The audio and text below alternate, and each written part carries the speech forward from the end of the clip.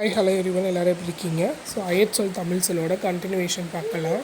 புத்திரன் அப்படின்னா மகன், புராதனம் அப்படின்னா பழைமை, புருஷன் அப்படின்னா ஆடவன் இல்லாட்டினா கணவன், புஷ்டி அப்படின்னா தடிப்பு இல்லாட்டினா சதை வளம், புஷ்பம் அப்படின்னா பூ, புஷ்பவதி ஆதல் அப்படின்னா முதுகுறைதல் இல்லாட்டினா பூப்படைதல் இல்லைன்னா சமைதல். ஓகேவா?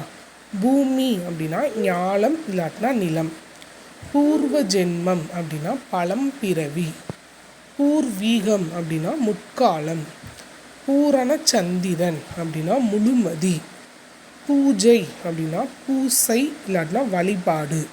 சரிங்களா? போதி அப்படின்னா கற்பி, போஜனம் அப்படின்னா சாப்பாடு, போஷி அப்படின்னா ஊட்டு, பௌரணை அப்படின்னா முழுநிலா இல்லாட்டினா நிறைமதி இல்லாட்டினா வெள்ளுவா இல்லாட்டினா மதியம். சரிங்களா? 4 கொடுத்துருக்காங்க, பார்த்துக்கோங்க. பௌரணை அப்படின்னா முழுநிலா, நிறைமதி, வெள்ளுவா இல்லாட்டினா மதியம். ஓகேவா? நோட் பண்ணிக்கோங்க. Thank you so much.